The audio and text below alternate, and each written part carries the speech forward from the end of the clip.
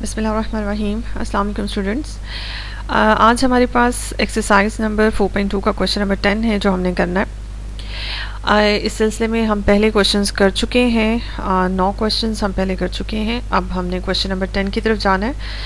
ये देखिए जी, question number 10 आपके सामने है। इस वक्त अगर इसको ऑब्जर्व किया जाए तो आपके पास जो फंक्शन है वो डिनोमिनेटर में है और न्यूमरेटर में कोई फंक्शन नहीं रखा हुआ। और डिनोमिनेटर में जो फंक्शन है उसको भी अगर आप ऑब्जर्व करें तो आपके पास उसके दो हिस्से नज़र आते हैं आपको। एक आपके पास 1+x² जो कि एक पोलिनोमियल है सेकेंड डिग्री का, और साथ में tan इनवर्स x जो कि ट्रिग्नोमेट्रिक फंक्शन है। ये दोनों इकट्ठे हैं और इन अगर इस पूरे को एक फंक्शन माना जाए तो इसकी होल पावर अगर हम ऑब्जर्व करें वो 1 है। अब डिनोमिनेटर में नॉर्मली जो 1 पावर के साथ जो भी फंक्शन रखा होता है आपके पास, उसकी इंटीग्रेशन करते वक्त आप उसे न्यूमरेटर में नहीं लेके जा सकते हैं। इसलिए आपको इसे यही रखते हुए कोई ऐसा सोल्यूशन सब्स्टिट्यूशन का देखना है जिससे ये सॉल्व हो जाए। अब हम सब जानते हैं कि अगर tan इनवर्स x की इन डिफ्रेंशिएशन की बात की जाए तो tan इनवर्स x का जो डेरिवेटिव होता है, सॉरी इसका इन्वर्स लिख लिया, इसका जो डेरिवेटिव होता है वो डेरिवेटिव जो है वो 1/1+x² होता है। अब एक चीज़ बड़ी कंफर्म है कि 1+x² जो आपके पास यहाँ पोलिनोमियल रखा हुआ है वो इस tan इनवर्स x जो कि ट्रिग्नोमेट्रिक फंक्शन है उसका डेरिवेटिव उसके साथ रखा हुआ है। अब इसमें आप करेंगे तो सब्स्टिट्यूशन से ही डायरेक्ट भी कर सकते हैं, लेकिन सब्स्टिट्यूशन में ये कि 2-4 स्टेप्स इसके बन जाएंगे, अदरवाइज ये बिल्कुल ही डायरेक्ट हो जाएगा। आप इसमें सब्स्टिट्यूशन क्या करें, आप इसमें लेट करें tan इनवर्स x जो है वो आप पुट कर दें कि ये t है। अगर हम इसको t मान लें तो दोनों तरफ का डिफरेंशियल लेने से आपके पास tan इनवर्स x का डेरिवेटिव बनता है 1/1+x², साथ में dx which is equal to dt। ठीक है जी। अब जब ये सारी सब्स्टिट्यूशन आपकी ओरिजिनल क्वेश्चन में पुट होती है तो ओरिजिनल क्वेश्चन की देखें शेप क्या बनती है। ओरिजिनल क्वेश्चन में अगर मैं इस तरह से कंसिडर कर लूँ 1/tan इनवर्स x को थोड़ा सा सेपरेट कर लूँ और dx/1+x² को अलग कर लूँ, तो अब आपको क्लियर नज़र आ रहा होगा कि इतना हिस्सा जो है dt के बराबर है 1/t और साथ में यहाँ पे dt। अब ये आपका इतना कॉम्प्लिकेटेड सा क्वेश्चन था जो कि सब्स्टिट्यूशन, लेकिन वाइजली सब्स्टिट्यूशन के बाद ये बिल्कुल छोटा सा क्वेश्चन बन गया 1/t। 1/t अब यहाँ पे वेरिएबल x से कन्वर्ट होके t में आ गए, तो अगर आपके पास डिनोमिनेटर में वेरिएबल हो 1 पावर के साथ तो आप फिर उसकी इंटीग्रेशन इस तरह से करते हैं कि आप उसका ln ले लेते हैं, ln ऑफ t, ये आपके पास आंसर आएगा। अब प्लस सी कर दें क्योंकि हमारे पास इंडेफिनिट इंटीग्रल में जब भी आंसर आता है हम उसका साथ में कांस्टेंट ऐड अप करते हैं। अब चूँकि एक बात का बस आपने ख्याल रखना है कि आंसर तो हमारा आ चुका है, लेकिन हमारा ओरिजिनल क्वेश्चन चूँकि एक्स वेरिएबल में है तो आंसर भी हमें एक्स वेरिएबल में चाहिए। टी को बैक सब्स्टिट्यूट कर दें। टी है जी हमारे पास tan इनवर्स x प्लस सी। सो आपका ये क्वेश्चन जो कि देखने में बहुत मुश्किल लग रहा था इंटीग्रेशन का, अगर आपको प्रॉपर बेसिक फॉर्मूले आते हो इंटीग्रेशन के डिफ्रेंशिएशन, देखिए आप कोई भी इंटीग्रेशन से पहले आपको डिफ्रेंशिएशन के फॉर्मूले आपके स्ट्रांग होने चाहिए, और जो इंटीग्रेशन के बहुत बेसिक फॉर्मूले हैं बिल्कुल स्टार्ट में ट्रिग्नोमेट्रिक फंक्शन के स्पेशली, वो आपके स्ट्रांग होने चाहिए। अदरवाइज इस क्वेश्चन में जो कि देखने में बहुत मुश्किल लग रहा था, आपने देखा कि किस तरह से हमने सब्स्टिट्यूशन का इंतखाब करते हुए इस क्वेश्चन को बहुत इजीली कर लिया। नेक्स्ट क्वेश्चन है जी हमारे पास क्वेश्चन नंबर 11। इसमें आपके पास जो फंक्शन है जिसको आपने इंटीग्रेट करना है वो फ्रैक्शन में है। अब इस केस में आपके पास न्यूमरेटर में भी कुछ हिस्सा उसका है और डिनोमिनेटर में भी है। न्यूमरेटर में जो है वो है आपके पास sin x प्लस कॉस और नीचे डिनोमिनेटर में sin माइनस कॉस है। अब यहाँ पे अपने आप को मुश्किल में डाले बगैर एक चीज़ का यहाँ पे आप कंसिडर कर लें। बज़ाहिर ये क्वेश्चन बहुत हैवी लग रहा है, लेकिन ये क्वेश्चन बहुत लाइट सा क्वेश्चन है। हम सब जानते हैं कि साइन की डिफ्रेंशिएशन जो है वो कॉस होती है, और इसी तरह से कॉस की डिफ्रेंशिएशन जो है वो माइनस साइन होती है। ठीक है। अब यहाँ पे आपको डिनोमिनेटर में एक्चुअली में जो भी इस वक्त पोलिनोमियल तो नहीं है, ट्रिग्नोमेट्रिक फंक्शन है। ये जो ट्रिग्नोमेट्रिक फंक्शन है इसकी होल पावर अगर आप यहाँ पे कंसिडर करें तो 1 है, इसी तरह से इसकी भी होल पावर यहाँ पे इस फंक्शन की 1 है। तो डिनोमिनेटर में जो आपके पास साइन और कॉस है और न्यूमरेटर में जो साइन और कॉस है ये एक दूसरे के डिफ्रेंसिएशन के आंसर्स हैं। तो यहाँ पे जो कि इनका लिंक बन रहा है एक दूसरे के साथ, इसलिए हम ये सोचेंगे कि हम इसको यहाँ पे सब्स्टिट्यूशन से ही कर दें। और सब्स्टिट्यूशन में आपको डिनोमिनेटर को कंसिडर करना होगा। अगर आप यहाँ पे लेट करें, क्योंकि डिनोमिनेटर की डिफ्रेंसिएशन न्यूमरेटर में है और न्यूमरेटर की डिफ्रेंसिएशन डिनोमिनेटर में है, तो यहाँ पे अगर आप देखें, आप लेट करें sine x minus cos x को टी लेट करें, यानी कि मैंने डिनोमिनेटर में जो आपके पास ट्रिग्नोमेट्रिक फंक्शन था उसको मैंने टी लेट किया है, मैंने न्यूमरेटर के फंक्शन को टी लेट नहीं किया। और क्यों लेट नहीं किया वो मैं आपको बताती हूँ। पहले हम इसको लेट कर लें टी, उसके बाद दोनों तरफ का डिफरेंशियल ले लें, तो आपके पास बनेगा cos x minus minus plus हो जाएगा प्लस साइन एक्स, ठीक है, और साथ में d x which is equal to d t. अब इसको ज़रा सीधा करके अगर हम लिख लें तो sine x plus cos x dx is equal to d t. ये देखें, अब ये जो लेफ्ट हैंड साइड है या आपके पास आपके क्वेश्चन में न्यूमरेटर है, ठीक है, dx, इस पूरे को हम उठा के इनके sin x plus cos x multiplied by dx, इस पूरे को हम नेक्स्ट स्टेप में dt पुट कर लेंगे। लेकिन अगर आप यहाँ पे मिस्टेकली गलत करते हैं, क्योंकि डिनोमिनेटर का डेरिवेटिव न्यूमरेटर है और न्यूमरेटर का डेरिवेटिव जो है वो आपको यहाँ पे ऐसे लग रहा है जैसे डिनोमिनेटर में पड़ा हुआ है, तो अगर आप न्यूमरेटर को मिस्टेकली यहाँ पे सेलेक्ट कर लें t sin x plus cos x is equal to t, तो sin x की डिफ्रेंसिएशन cos एंड cos की हो जाएगी sin dx is equal to dt। ये देखें, अब डिनोमिनेटर में ये चीज़ नहीं है, डिनोमिनेटर में इसका माइनस पड़ा हुआ है, ये होना था माइनस cos x, इसको इस तरह से कर लें। अगर हम माइनस कॉमन निकालें तो यहाँ sin x minus cos x, next step में माइनस डिस्टर्ब अगर कर भी रहा है तो माइनस को दूसरी तरफ शिफ्ट कर दें, माइनस टी टी। अब ये देखें, ये आपके पास नहीं है, आपने टी तो पुट कर लिया। अगर आप न्यूमरेटर को टी पुट कर लेते हैं, मतलब सब्स्टिट्यूशन में डिनोमिनेटर को सब्स्टिट्यूट नहीं करते और न्यूमरेटर को सब्स्टिट्यूट कर लेते हैं, तो उसके बाद आपके पास dx के साथ ये मौजूद होना चाहिए sin x minus cos x, तभी पूरा dx माइनस dt के बराबर होगा, और ये यहाँ पे पॉसिबल नहीं है। इसलिए आपने डिनोमिनेटर को लेट किया t और आपने उसका डेरिवेटिव करके डिफरेंशियल लेके, तो फिर आपकी सब्स्टिट्यूशन सही बनेगी। तो ये जो सब्स्टिट्यूशन है ये आपकी रॉन्ग है। अगर आप इसमें थोड़ा सा दूसरे एंगल को भी मद्देनज़र रख लिया करें। अच्छा जी, जब हम सब्स्टिट्यूशन करते हैं तो हमारे पास क्या बनता है, हमारा ओरिजिनल क्वेश्चन डिनोमिनेटर में तो बन जाता है जी t और न्यूमरेटर में आपके पास बनता है dt। तो ये देखें कितना सिंपल सा क्वेश्चन हो गया। अब इसमें आपने क्या करना है, इसकी इंटीग्रेशन होती है जी ln ऑफ t और प्लस कांस्टेंट, दैट्स ऑल, और t को बैक सब्स्टिट्यूट हमने करना है। t है जी हमारे पास sin x minus cos x plus c. जी नेक्स्ट क्वेश्चन हमारे पास क्वेश्चन नंबर 12 है। इसमें आपके पास जो फंक्शन है sine under root x over under root x. देखिए, इसके मुकाबले में अगर आपके पास सिंपल साइन एक्स होता तो हम जानते हैं कि उसकी इंटीग्रेशन जो है वो कॉस एक्स हो जाती, सिंपल, बल्कि माइनस कॉस एक्स होती है।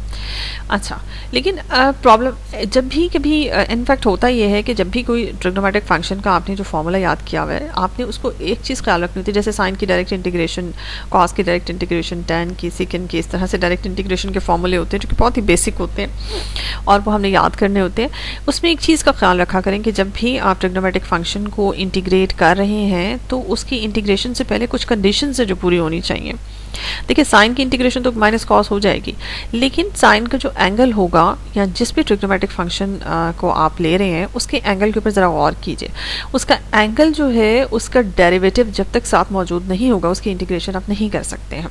अब यहाँ पे मसला ये था कि यहाँ पे x का जो डेरिवेटिव है वो बनता ही 1 है, तो वो साथ में मौजूद था जिसको हमें एहसास नहीं हुआ, इसलिए हमने डायरेक्ट इसकी इंटीग्रेशन माइनस कॉस एक्स कर दी। लेकिन जब भी ट्रिग्नोमेट्रिक फंक्शन के एंगल का डेरिवेटिव साथ नहीं होगा तब तक आप इसकी इंटीग्रेशन नहीं कर सकते। अब इसमें सीन क्या है, इसका एंगल जो है वो आपके पास कॉम्प्लिकेटेड सा है, सिंपल एक्स नहीं है, अंडर रूट एक्स है। अगर हम अंडर रूट एक्स यानी कि स्क्वायर रूट एक्स का डेरिवेटिव लेते हैं तो इसका डेरिवेटिव साइड पे चेक कर लेते हैं कि क्या आता है। ये आता है जी 1/2 और एक्स की पावर जो है 1/2 में से 1 माइनस करें तो आपके पास 1/2 एक्स की पावर -1/2, यानी कि दूसरे लफ्ज़ों में हम कह सकते हैं 1/2 टाइम्स अंडर रूट एक्स। ये बनता है इस एंगल का डेरिवेटिव। अब अगर गौर करें अपने क्वेश्चन पे तो डिनोमिनेटर में आपको अंडर रूट एक्स तो नज़र आ रहा है, तो मतलब इतना हिस्सा अगर मैं इसको सेपरेट कर लूँ, साइन अंडर रूट एक्स और 1 ओवर अंडर रूट एक्स, इसको अलग कर लूँ तो इतना हिस्सा जो है ये इसके एंगल का डेरिवेटिव तो है, लेकिन कमी क्या है, कमी इस 2 की है। तो आपने क्या करना है, इस 2 चूँकि कांस्टेंट है तो कांस्टेंट की कमी पूरी की जा सकती है 2 से मल्टीप्लाई और डिवाइड करके। ठीक है जी, अब देखिए आपका ये बैलेंस हो गया। अब आप क्या करें, इसको या तो डायरेक्ट ही कर दें, ठीक है, इस तरह से साइन की हो जाएगी जी 2 बाहर रहेगा, साइन की हो जाएगी minus cos under root x, that's all, plus constant करके। और अगर नहीं तो सब्स्टिट्यूशन थोड़ी सी लगा दें, 1-2 स्टेप आपके बन जाएंगे। इसमें अगर आप ऑल्टरनेटिवली करना चाहते हैं तो आप लेट कीजिए, सब्स्टिट्यूट उसको करें जिसको प्रॉब्लम आ रहा है, जिसके लिए अंडर रूट एक्स को टी लेट कर लें, ठीक है, फिर एक्स यहाँ से बनेगा आपके पास t², उसके बाद दोनों तरफ का डिफरेंशियल ले लें, dx is equals to 2t dt, ठीक है। इसको जाके हम अपने ओरिजिनल क्वेश्चन में सब्स्टिट्यूट करते हैं। हमारा ओरिजिनल क्वेश्चन है जी साइन अंडर रूट एक्स, ठीक है जी, तो उसकी जगह आपने t पुट कर लिया और डिनोमिनेटर में भी आपके पास t है और dx की जगह हम पुट करेंगे 2t dt, ठीक है। उसके बाद ये t इस t से कैंसिल हो जाएगा, 2 कांस्टेंट की वजह से बाहर आ जाएगा, आपके पास रहेगा साइन t और साइन t की हम सब जानते हैं कॉस t हो जाएगी माइनस कॉस t और प्लस c कांस्टेंट इसमें ऐड अप करेंगे, लेकिन एंड में हम क्या करेंगे, t को बैक सब्स्टिट्यूट कर देंगे, अंडर रूट एक्स इसकी वैल्यू पुट कर देंगे। देखें इस तरीके से जो आपके पास आंसर आया सब्स्टिट्यूशन से और बगैर सब्स्टिट्यूशन के डायरेक्ट जो मैंने किया आंसर सेम है, लेकिन सब्स्टिट्यूशन से ये है कि थोड़ा सा आपको आपके स्टेप्स बन जाते हैं। तो आपकी मर्ज़ी, आप जैसे मर्ज़ी करें, बट इस चीज़ को मद्देनज़र रखिएगा जब भी ट्रिग्नोमेट्रिक फंक्शन को आप इंटीग्रेट करें तो उसके एंगल का डेरिवेटिव साथ में मौजूद होना चाहिए जी। तो इस वक्त क्वेश्चन नंबर 13 हमारे सामने है। इसमें आप देख सकते हैं कि आपके पास है न्यूमरेटर में एक फंक्शन है और वो स्क्वायर रूट के साथ है, एक्सपोनेंशियल फंक्शन है e की पावर 2x प्लस e की पावर 3x जी। इसको आप किस तरह से सॉल्व करेंगे, अगर आप क्योंकि इसके डिनोमिनेटर में कुछ भी नहीं है, ये सिर्फ न्यूमरेटर का फंक्शन है, तो इसमें दोनों फंक्शन के अंदर जो दोनों टर्म्स हैं उनमें सेम चीज़ें हैं, बट पावर्स जो है वो आपके पास डिफरेंट है। तो आप इसको जितना मर्जी, मतलब पूरे को होल पावर के साथ अंडर 1/2 के साथ जो इसकी स्क्वायर रूट है इसके साथ अगर आप t लेट करेंगे तो मुश्किल हो जाएगा, क्योंकि इसका कोई सपोर्ट में साथ में कोई एक्स्ट्रा फंक्शन ऐसा नहीं पड़ा हुआ जो इसके डेरिवेटिव के फॉर्म में आपके पास आएगा। मतलब अगर आप यहाँ पे इसको पुट भी कर लेते हैं e⁻2x plus e⁻3x under root के साथ t इसको पुट कर लेते हैं और बाद में स्क्वायर ले लेते हैं, तो उसके बाद आप ये देख लें कि इसका जब आप डिफरेंशियल लेंगे e⁻2x 2e⁻2x प्लस 3e⁻3x और साथ में dx आएगा 2t। अब ये देखिए ये चीज़ आपके पास है ही नहीं एज अ डेरिवेटिव, साथ में कुछ भी नहीं पड़ा हुआ। तो इसमें आप चाहे मतलब इस पूरे को अगर आप t लेट करते हैं तो ये आपकी बात नहीं यहाँ पे बनेगी, कोई आपको फ़ायदा नहीं होगा। इसमें एक चीज़, इस चीज़ का फ़ायदा उठाते हैं कि दोनों ट्रिग्नोमेट्रिक इसमें अंडर रूट के अंदर दोनों जो फंक्शंस हैं, दोनों टर्म्स जो हैं उनमें सेम फंक्शन इन्वॉल्व हो रहा है। अगर मैं इसमें से कॉमन निकालना चाहूँ e⁻2x है आपके पास प्लस, और इसको लिखूँ e⁻2x प्लस x, पावर को मैंने जस्ट स्प्लिट किया और कुछ भी नहीं किया। तो नेक्स्ट स्टेप में e⁻2x plus e⁻2x into e⁻x, इसके बाद e⁻2x को आप कॉमन निकाल लें, यहाँ 1 बनता है और यहाँ ex बनता है। नेक्स्ट आपके पास जब आप इसके ऊपर स्क्वायर रूट अलग करते हैं e⁻2x पे और 1 प्लस e⁻x पे, आपने अलग कर दिया। उसके बाद आप ये देख सकते हैं e raise to power x को आप ऐसे लिख लें, ये स्क्वायर की फॉर्म में, 2x को ऐसे भी लिखा जा सकता है, और 1 plus e raise to power x dx। अब ये 2 स्क्वायर रूट के साथ कैंसिल हो जाएगा और नेक्स्ट स्टेप में आपके पास e raise to power x और अंडर रूट में 1 plus e raise to power x dx के साथ। अब यहाँ पे इंटरेस्टिंग सिचुएशन बन गई है, क्योंकि इसमें मुझे नज़र आ रहा है कि स्क्वायर रूट के अंदर जो आपके पास फंक्शन है उसका डेरिवेटिव बाहर मौजूद है। ये देखें जी, अगर मैं इस पूरे का अगर 1 plus e raise to power x को मैं इस वक्त कंसिडर करूं, इसका डेरिवेटिव यहाँ पे ऑब्जर्व करूं, तो इसका डेरिवेटिव जो होगा 1 का तो 0 हो जाता है, e raise to power x का derivative e raise to power x ही होता है। इसका मतलब है कि ये जो फंक्शन आपके पास न्यूमरेटर में है इसका डेरिवेटिव साथ में मौजूद है। तो इसमें सब्स्टिट्यूशन कर लेते हैं, विदाउट सब्स्टिट्यूशन भी कर सकते हैं आप, लेकिन आप सब्स्टिट्यूशन कर लें, 1-2 स्टेप्स आपके बच जाएंगे। इसमें आप लेट करें, लेट जी आपने क्या करना है, आप इसमें लेट कीजिए जी। इसमें लेट हमने क्या किया है कि 1 plus e raise to power x को स्क्वायर रूट समेत अगर हम टी लेट कर लें, उसके बाद स्क्वायर से ये अंडर रूट ख़त्म कर लें और नेक्स्ट में इसका डिफरेंशियल ले लें 2t dt। ठीक है जी, ये सारी सब्स्टिट्यूशन जाके हमने करनी है अपने ओरिजिनल क्वेश्चन में, जो कि बन जाता है हमारे पास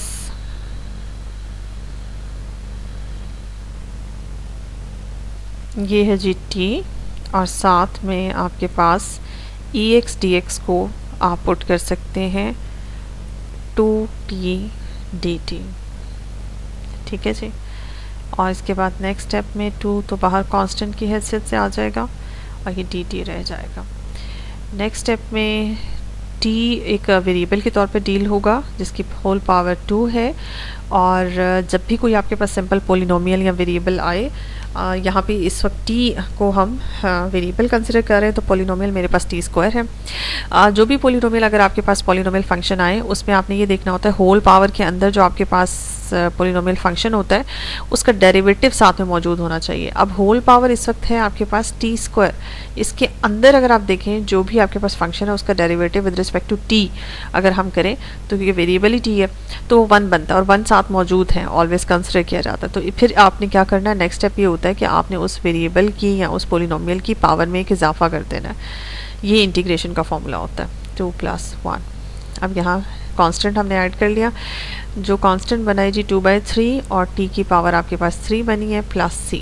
अब आंसर जो कि t में नहीं चाहिए, आंसर आपको x में चाहिए, तो इसकी बैक सब्स्टिट्यूशन कर लें। t की जगह t है जी आपके पास 1 + e की पावर x अंडर रूट और इसकी होल पावर 3।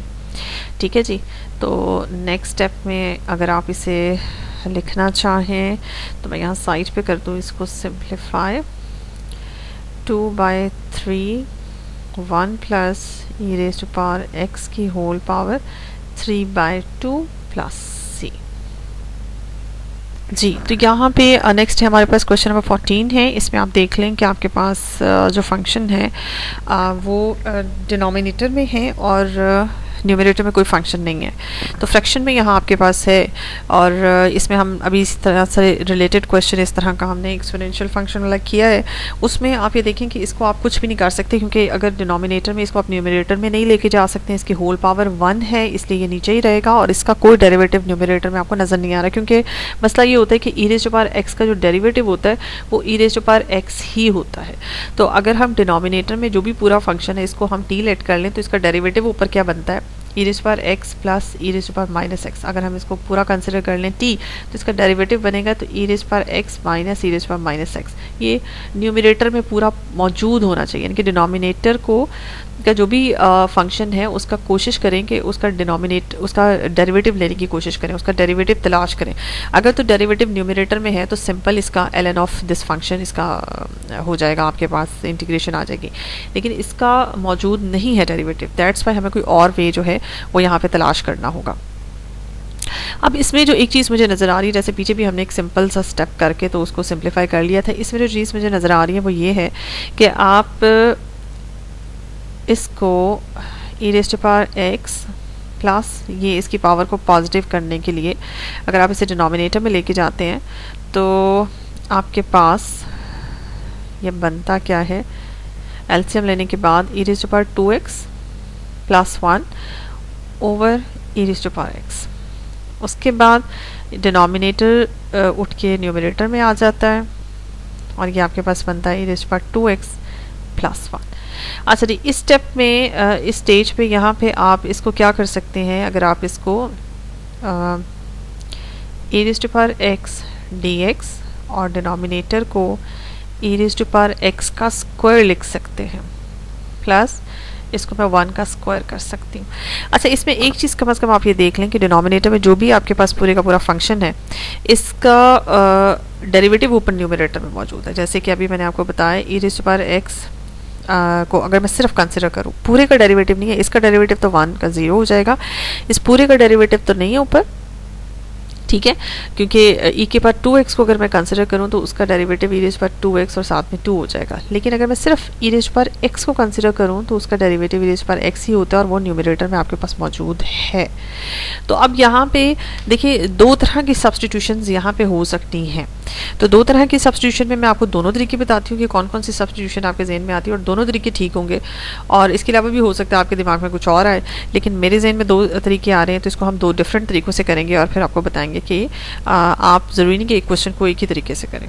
जी, तो पहला तरीका जो मैं आपके सामने करूँगी वो मैं आपके सामने रख देती हूँ, e raise to power x dx over e raise to power x का होल स्क्वायर प्लस 1 का स्क्वायर। इस तरह से मैंने लिखा हुआ था ताकि आपको कुछ थोड़ा सा इससे हेल्प मिले। अब इसमें आप ये देख सकते हैं कि आप अगर आप इसमें पुट करें e raise to power x को t पुट कर लें तो दोनों तरफ का डिफरेंशियल लेने से ये बन जाएगा और इसको जब आप बैक सब्स्टिट्यूट करते हैं अपने ओरिजिनल क्वेश्चन में तो न्यूमरेटर पूरा जो है वो आपके पास dt बन जाएगा और डिनोमिनेटर में t स्क्वायर प्लस 1।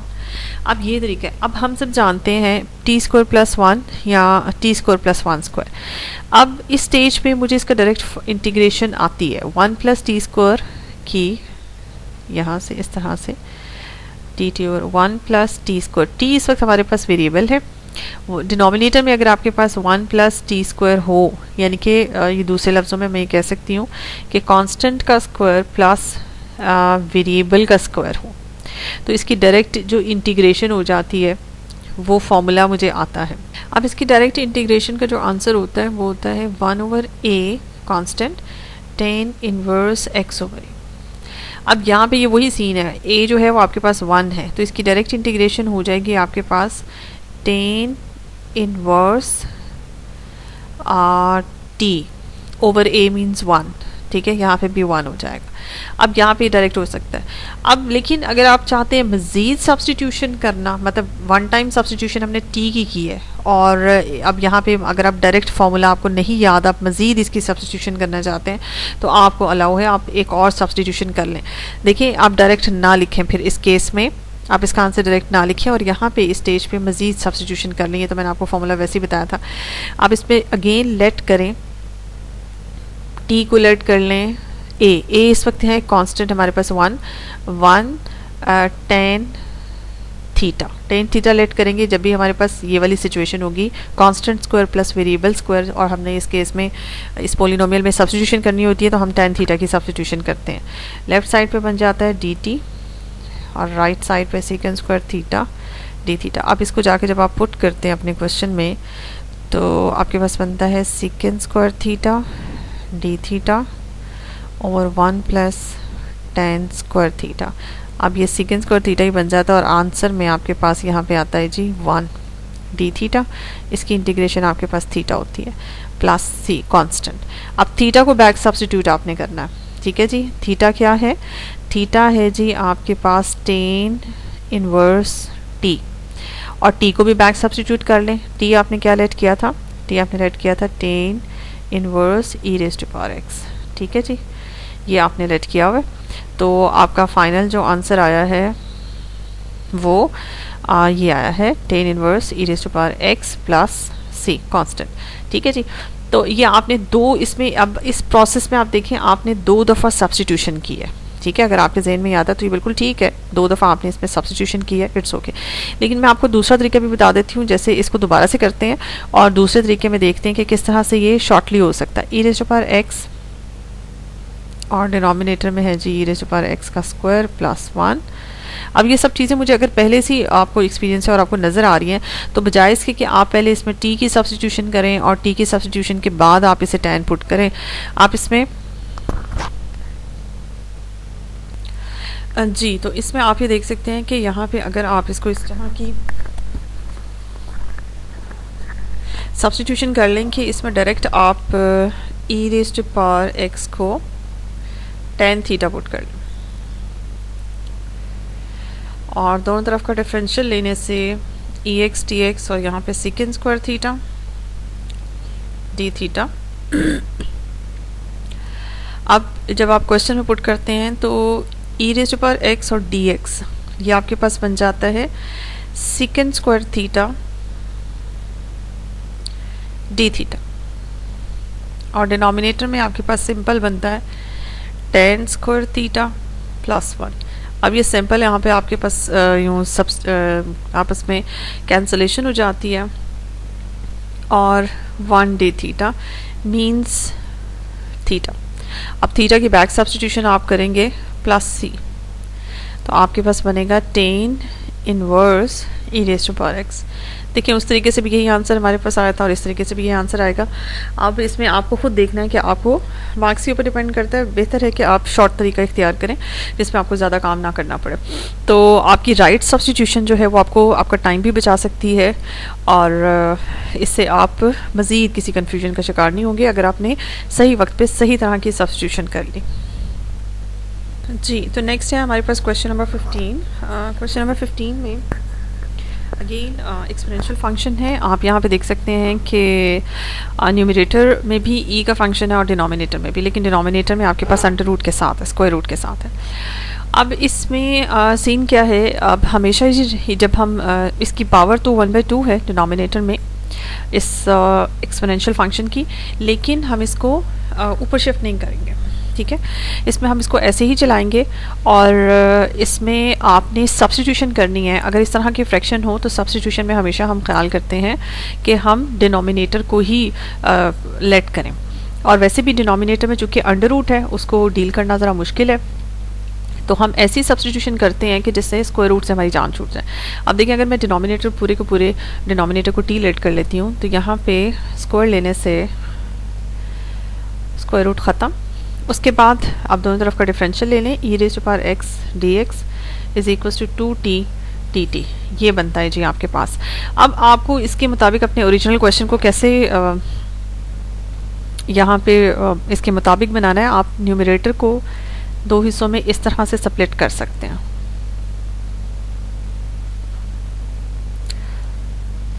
ये देखिए, अब इसमें जो ये हिस्सा है e raise to power x d x, ये पूरे का पूरा यहाँ पे पड़ा हुआ है और इसकी जगह आप 2t dt लिख लेंगे। जब आप सब्स्टिट्यूशन में इसे t में कन्वर्ट करेंगे तो यहाँ पे आपके पास आएगा 2t dt। डिनोमिनेटर जो है वो पूरे का पूरा ये आपके पास t है। और रही बात e raise to power x की, तो चूँकि इसको भी हमने कन्वर्ट करना है तो यहाँ से आप देख सकते हैं e raise to power x की वैल्यू निकलती है t स्क्वायर प्लस 1, तो इसकी जगह आपने t स्क्वायर प्लस 1 लिख दिया। इसके बाद t से कैंसिल आउट और आपके पास जो बाकी बचता है वो बचता है t स्क्वायर प्लस 1। ये एक पोलिनोमियल है जो कि t वेरिएबल के अंदर है, और पोलिनोमियल की इंटीग्रेशन कैसे होती है, आप इसमें t स्क्वायर को अलग कर दें और 1 को अलग कर दें। इसके बाद t स्क्वायर कितनी हो जाएगी t³ 3 और यहाँ से t प्लस c, ये आपका आंसर है। लेकिन इसमें आपको पता है कि आपने t को बैक सब्स्टिट्यूट करना है। ये देखें जी, t को किया हमने e raise to power x minus 1 की पावर 1/2 और होल पावर आपके पास थी 3 over 3 plus 2 e raise to power x minus 1 की होल पावर 1/2 प्लस c। अब इसमें आपने इस फॉर्म में अगर आंसर लिख दें तो बस ये कंप्लीट फॉर्म ही है, क्योंकि इसमें आपने टी की फॉर्म में आंसर लिखना अलाउड नहीं है। आपने आंसर लिख दिया इसका एक्स की फॉर्म में, क्योंकि ओरिजिनल वेरिएबल जो हमारे क्वेश्चन में था वो एक्स था, इसलिए हमने इसे एक्स की फॉर्म में लिखना है। लेकिन यहाँ पे अगर थोड़े से सिंप्लीफिकेशन स्टेप्स यहाँ तक अगर आप आंसर लिख देते हैं तो इट्स ओके, लेकिन अगर इसके थोड़े से सिंप्लीफिकेशन स्टेप्स कर लें तो ये देखिए जी 2/3 अगर आप इन दोनों टर्म्स में से कॉमन निकालें, ये सी को आप अलग रहने दें, 2/3 को कॉमन निकालें और e⁻x-1 के स्क्वायर रूट को कॉमन निकाल लें, तो यहाँ पे आपके पास बचता है e⁻x-1 1 पावर के साथ, क्योंकि ये जो 3/2 पावर है आपने इसके दो हिस्से कर लिए, 3/2 पावर के 1/2 और 1/2 वाला आपने बाहर निकाल लिया और 1 वाला आपने अंदर रहने दिया। और यहाँ से 2 भी कॉमन निकल चुका है, ये भी कॉमन निकल चुका है, सिर्फ आपने एलसीएम में जो 3 है वो यहाँ आके मल्टीप्लाई हो जाएगा जी। तो नेक्स्ट स्टेप में e⁻x-1 और यहाँ पे अगर आप इसे सिंप्लीफाई करें तो ये आपके पास बनता है e⁻x+2 प्लस c, ये आपके पास ये फाइनल आंसर है जी। नेक्स्ट क्वेश्चन नंबर 16, इसमें ट्रिग्नोमेट्रिक फंक्शन कॉस है और इसकी आपने इंटीग्रेशन करनी है, लेकिन कॉस का एंगल यहाँ पे ऑब्जर्व कर लें, कॉस का एंगल जो है आपके पास ln ऑफ x है। और जैसे कि मैंने पहले भी कहा था कि जब भी ट्रिग्नोमेट्रिक फंक्शन की आप इंटीग्रेशन करते हैं तो आपने उसके एंगल का डेरिवेटिव साथ में मौजूद होना चाहिए। अब अगर आप साइड पे निकालें ln ऑफ x को, तो ln ऑफ x का डेरिवेटिव आपके पास बनता है जी 1/x, और वो यहाँ मौजूद है। तो इसमें आप डायरेक्ट ही कर सकते हैं cos ln ऑफ x और 1/x को यहाँ साइड पे करते हैं, तो ये जी इसके एंगल का डेरिवेटिव मौजूद है, तो cos की इंटीग्रेशन हो जाएगी जी sin x, यानी कि sin ln of x plus c। ये तो सिंपल ही है, लेकिन अगर आप इसी क्वेश्चन को सब्स्टिट्यूशन से करना चाहते हैं तो फिर इसमें आपको ln ऑफ x को लेट करना होगा सब्स्टिट्यूशन में t, और दोनों तरफ का डिफरेंशियल लेने से ये चीज़ बन जाएगी। तो फिर आपका ओरिजिनल क्वेश्चन क्या बनेगा, बनेगा cos t एंड यहाँ पे जो 1/x dx है ये बन जाएगा आपके पास dt। इसकी भी इंटीग्रेशन जो है आपको पता है कि साइन cos x की होती है plus sign t plus c, और t की जगह बैक सब्स्टिट्यूशन करने से आपके पास ln ऑफ x आ जाएगा। तो आंसर दोनों केसेस में सेम है, बस एक आपने सब्स्टिट्यूशन से किया और एक आपने डायरेक्ट कर दिया। तो आज के लेक्चर का ये लास्ट क्वेश्चन था, क्वेश्चन नंबर 16, और इससे ऑनवर्ड क्वेश्चन इंशाल्लाह नेक्स्ट लेक्चर में करेंगे। और उस तब तक के लिए यहाँ इतनी क्वेश्चंस की आप प्रैक्टिस करें और होप्स हो कि आपको समझ आ गई होगी। इसमें आपको ये पता होना चाहिए कि हम ट्रिग्नोमेट्रिक फंक्शन और इसमें सब्स्टिट्यूशन का प्रोसेस, क्योंकि इसमें जितने भी आज हमने क्वेश्चंस किए उसमें आपने देख लिया कि हमने सब्स्टिट्यूशन से ज़्यादा तकरीबन सारे क्वेश्चंस हमने सब्स्टिट्यूशन से किए हैं। तो आपको पता होना चाहिए कि सब्स्टिट्यूशन कैसे करनी है, और किस को अगर फ्रैक्शन में आपके पास फंक्शन है तो आपने किस पोर्शन को उठा के पुट करना है, लेट करना है कि ये t के बराबर है। तो ये चीज़ें अगर आपको पता चल जाएं तो फिर आपके लिए इंटीग्रेशन कोई मुश्किल नहीं होगी। तो आज के लेक्चर में बस इतना ही, इंशाल्लाह नेक्स्ट लेक्चर में नेक्स्ट ऑनवर्ड क्वेश्चंस के साथ।